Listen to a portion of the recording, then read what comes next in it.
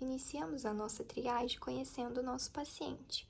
Então, assim, é feita a identificação para o prontuário, como o nome, data de nascimento, o sexo, o RG, o CPF, o endereço, o bairro, a cidade, se esse paciente tem disponibilidade de horário para amanhã ou para a noite, um contato alternativo e também, se for menor, o responsável. Após, vamos para a ficha de anamnese.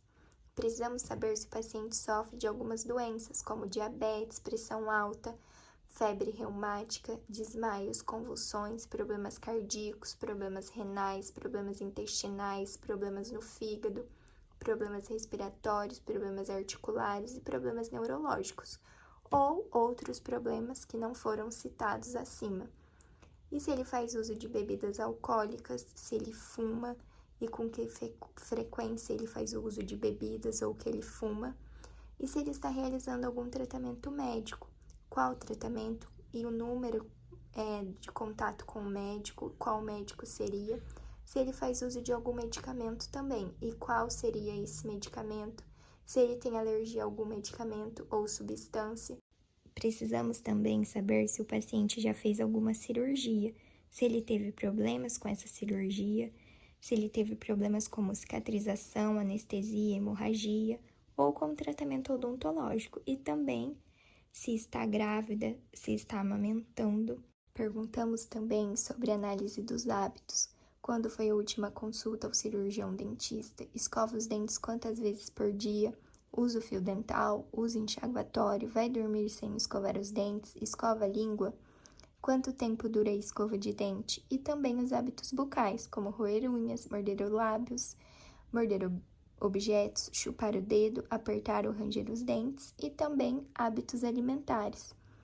Come doce, bebe café, bebe vinho, come frutas cítricas, alimentos ácidos, derivados de farinha de trigo ou bebe refrigerante. Precisamos saber a queixa principal do paciente ter nos procurado e a sua expectativa, a história da doença atual, como o tempo de evolução, sintomas, sinais, fatores agravantes, fatores atenuantes, e assim precisamos da assinatura do paciente, declarando estar verdadeira as informações acima. Assim, iniciamos o exame físico, aferimos a pressão arterial, avaliamos a frequência cardíaca, perguntamos sobre o peso, a altura e avaliamos o extra-oral. Avaliamos se o paciente tem alguma lesão, tanto extra ou intraoral. Avaliamos também sobre a TM, os músculos, se esse paciente tem estalidos ao abrir a boca, crepitação, dores musculares, desvio de abertura. No intraoral, observamos quanto à higiene bucal do paciente, se é boa, regular ou ruim.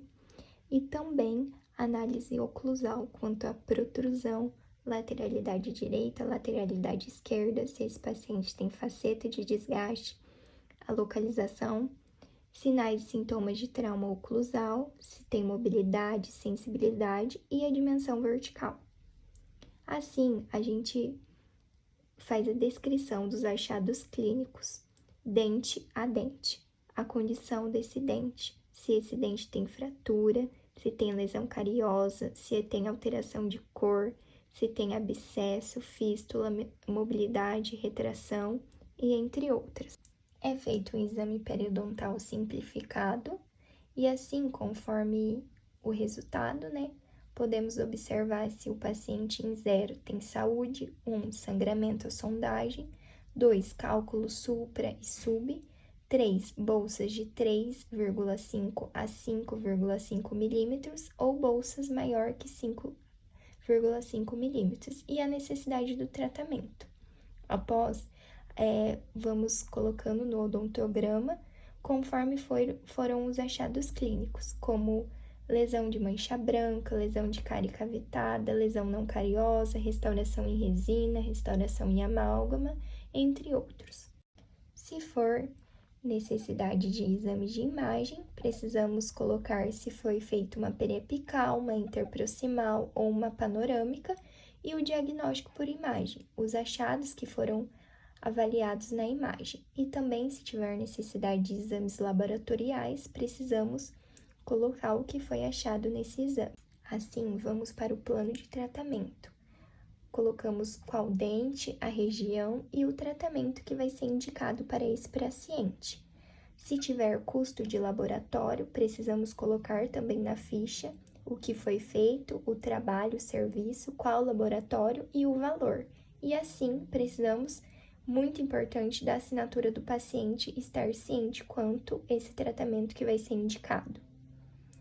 Após, precisamos também colocar o planejamento diário, sessão por sessão, que vai ser realizado nesse paciente. Sessão 1, sessão 2, sessão 3, e assim ter a vista do orientador e a ciência do paciente conforme esse tratamento. E também ter a assinatura tanto do professor orientador, quanto dos outros docentes de cada área. Docente de periodontia, docente de cirurgia, docente de endodontia e docente de dentística. E também do aluno que está realizando esse tratamento. Para o índice de placa, é feito a evidenciação de placa e assim podemos observar as faces que estão evidenciadas, que tem o maior acúmulo de placa e o paciente precisa melhorar a sua escovação. Assim, também precisamos colocar se tiver alguma intercorrência do tratamento que fomos planejando, né? Se não deu certo para fazer aquele dia, precisamos anotar aqui e também ter a ciência do paciente e também tem a ficha de trabalho, que assim a gente coloca a data, o procedimento que foi realizado, se tiver intercorrências, as orientações que foi passada no paciente, o nome do aluno responsável e a vista do professor orientador. O paciente precisa ter o termo de consentimento assinado com o nome e o RG, declarando estar ciente que foi orientado os tratamentos que vão ser ofertados pela instituição, e também o termo de ciência e compromisso, com o nome, o RG e o CPF, assumindo o compromisso de comparecer aos atendimentos no dia e horários que vão ser marcados para ele.